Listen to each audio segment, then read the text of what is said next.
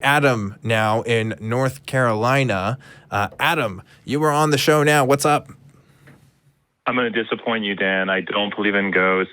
I do think aliens are possible, but I have no reason to believe in ghosts. Well, Adam, I believe in you. So let's call it at that, huh? I'm calling in today to talk about Apologists. And it's so funny because I was watching a live chat, and it really made me realize there's a gentleman there. Let's call him F. Christian. First name, it's Frank Christian. I don't think his name is actually Frank Christian. Mm-hmm. But he's in there kind of just preaching, which is all right.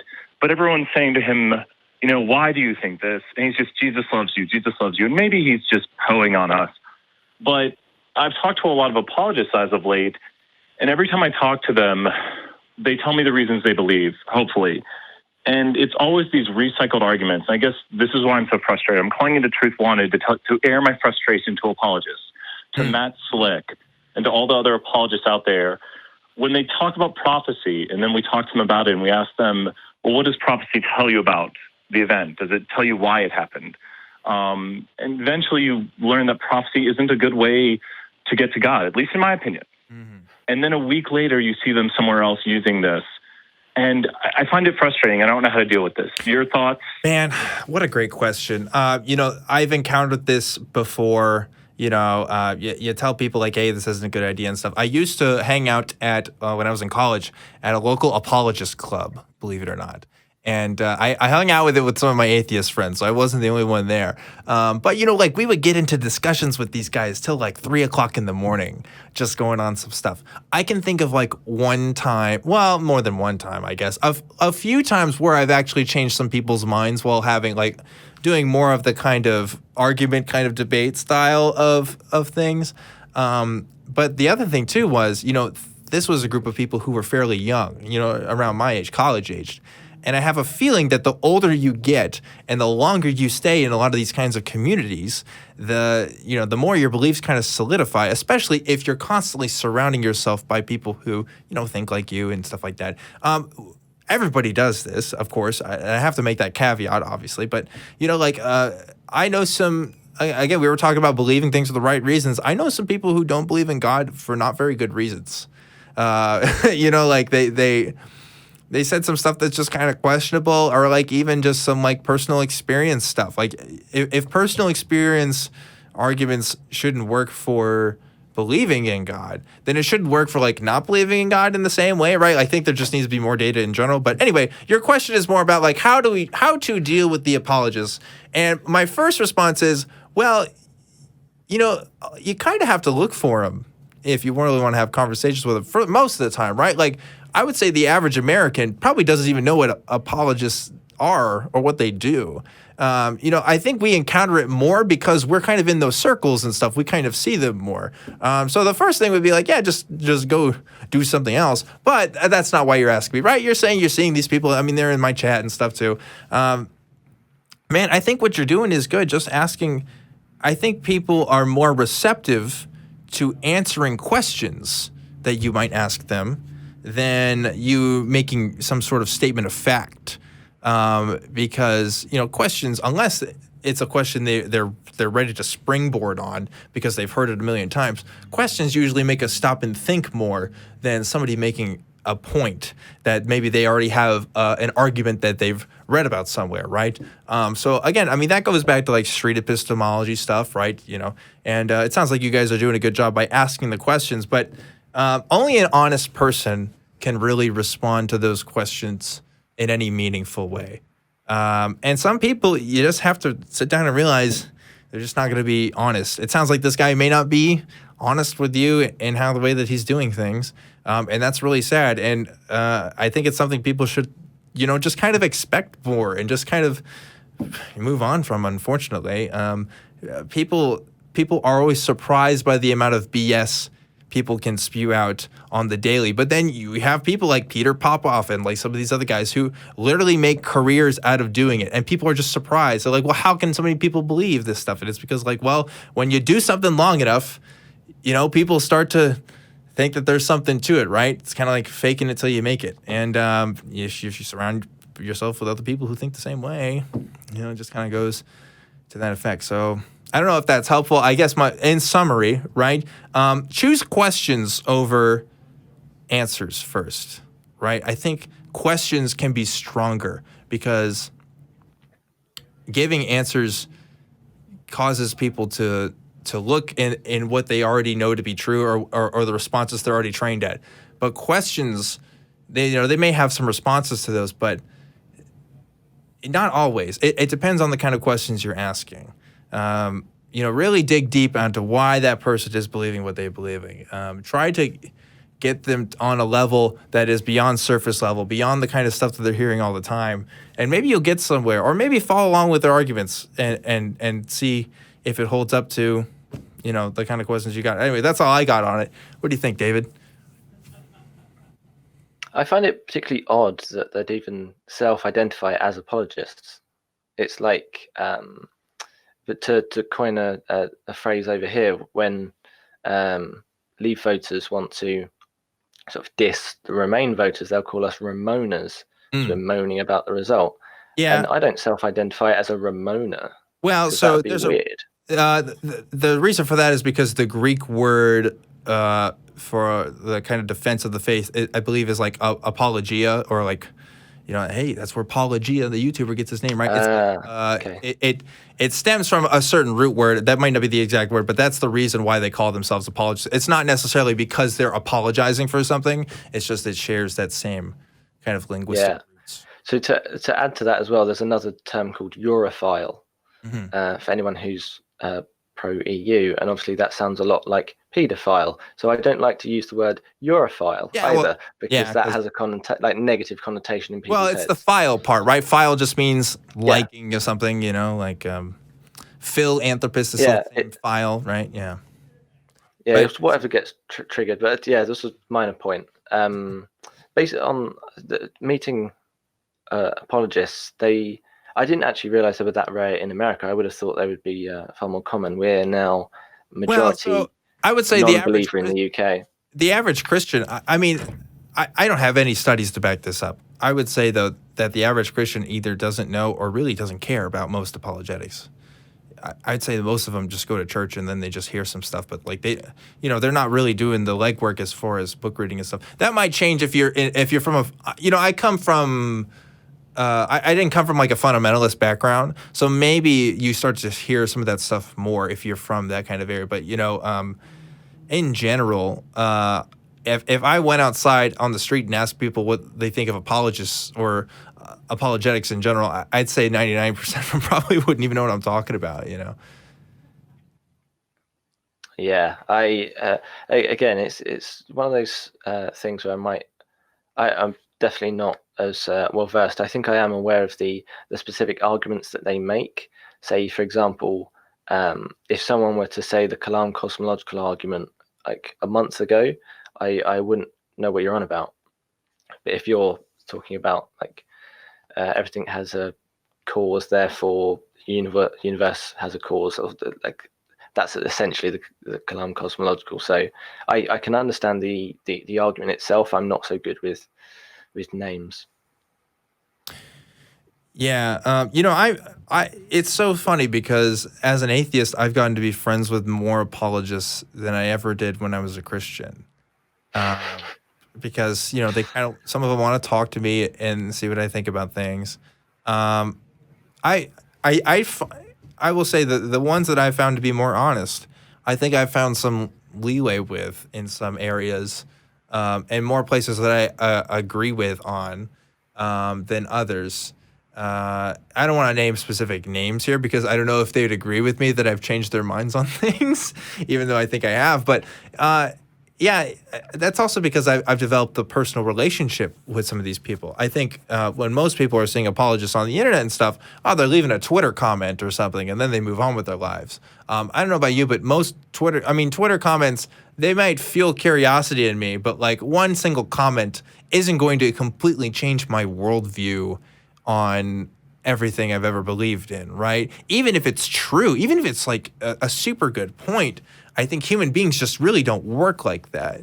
Our biases and our comfort And just the way that we operate kind of prevents us from changing at a moment's notice, for better or for worse. I wouldn't want people to just completely turn their lives around just because they saw something on Twitter, but I would want them to be curious about something, and I would want them to research something more and to figure something out. So I know a lot of people who get frustrated with talking to these kinds of people, and yeah, I get it, man. Like, it's the same kind of stuff that we see all the time, but maybe it's about the approach that needs to be changed, and not necessarily the arguments. Maybe you're making good points, but maybe it's the presentation that's a little bit off. Maybe there's a disconnect. Absolutely. Yeah, there's something that is to be said about tone and the way certain people come across. So I think certain people like Ben Shapiro or Jordan Peterson or these sorts of popular people, they come across in the right tone, but their substance isn't necessarily there. I'm not sure if you saw a UK interview with somebody called Andrew Neil, who was interviewing Ben Shapiro, and he was being taken apart by Andrew Neil, and he eventually stormed off, and he's admitted since that he got that interview completely wrong. When people aren't successfully challenged, that's when people get slightly uppity about platforming certain people because they have particular views that aren't being successfully challenged. Well, and then the assumption is that those ideas are now spreading because of you. Yeah, I believe in that particular case, I think Ben Shapiro thought that Neil was a super left-leaning guy when that actually wasn't true, right? So, like, think about how our biases and our presumptions are already going into effect in the conversations before they even happen, right? And a strategy. I mean, like, gosh, I think people would change their minds about atheists and atheism if you started to have conversations with people and stuff before they actually realize you're an atheist.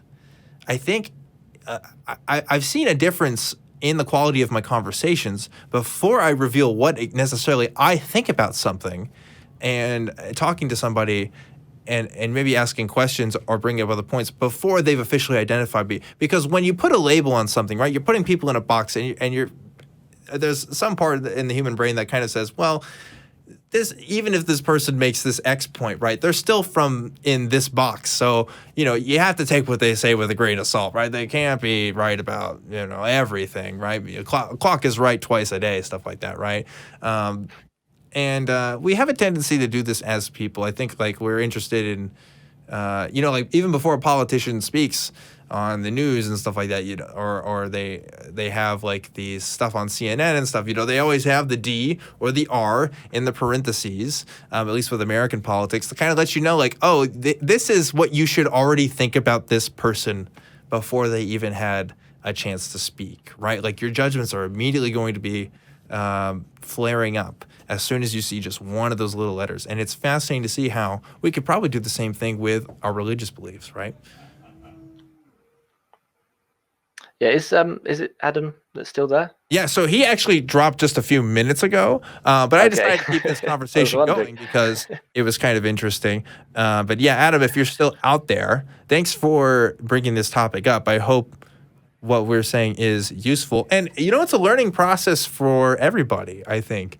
We're all kind of living in the world together. We're all trying to survive and see what fits best. I'll tell you, in my experience with talking to people and here in real life, the benefit of the doubt just has to be given all the time, man.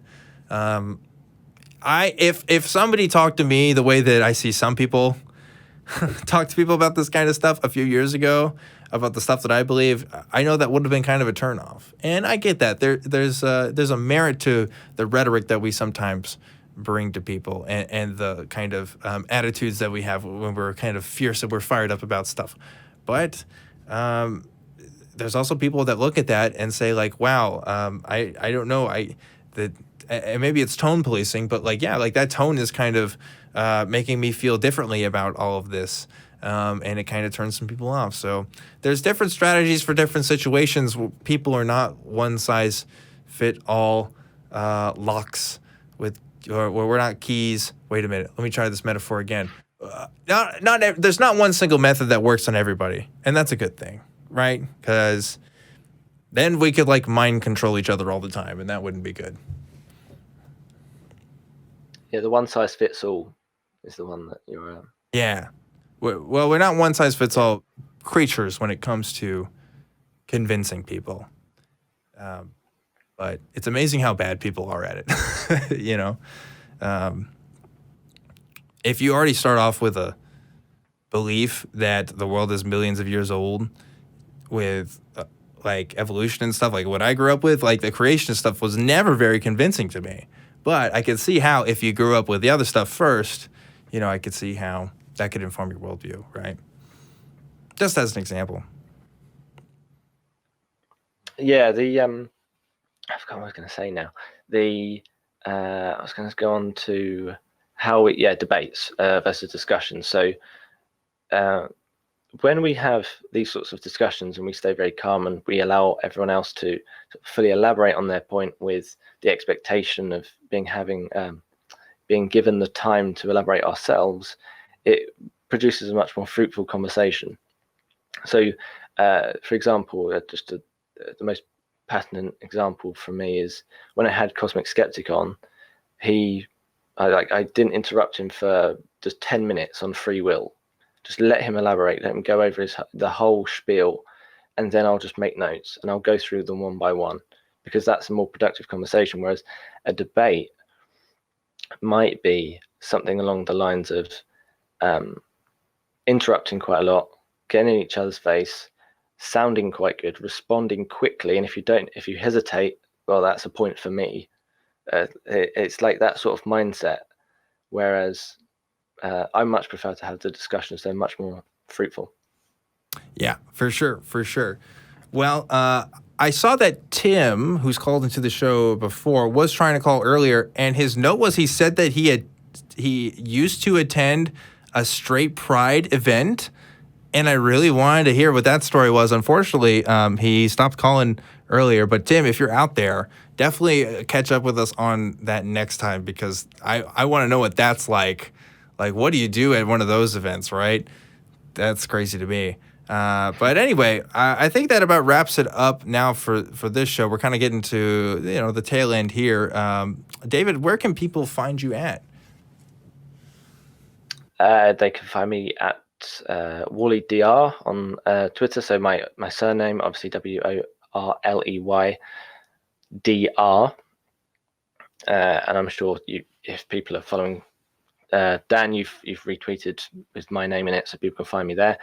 And the DRP channel, I'll quickly type something in the comments as well, so people can just go through that. Also type in WorleyDR podcast or something along those lines. And then, yeah, basically nothing else, actually. I'm not on Reddit or Discord or any of those sorts of things, so... Cool. Yeah, definitely check out his channel if you are into interviews and stuff and you like to see some big names talk up for quite a long time for some cases, right? A couple hours for some of your interviews, which is pretty cool. Yeah. So I did. Sorry to interrupt. Me saying not interrupting, and then I do. I had a 3.5 hour one with Carl Curtis and a 4 hour one with Lavender Lady, Diana. So they can go on for a while, but there's also ones a half hour, and I cut them up into clips anyway, which are more palatable. So like Shannon Q on incels was Monday's clip. It's like 10 minutes. So yeah, that seems to draw a lot more views that way, rather than, you know, huge formats. Right.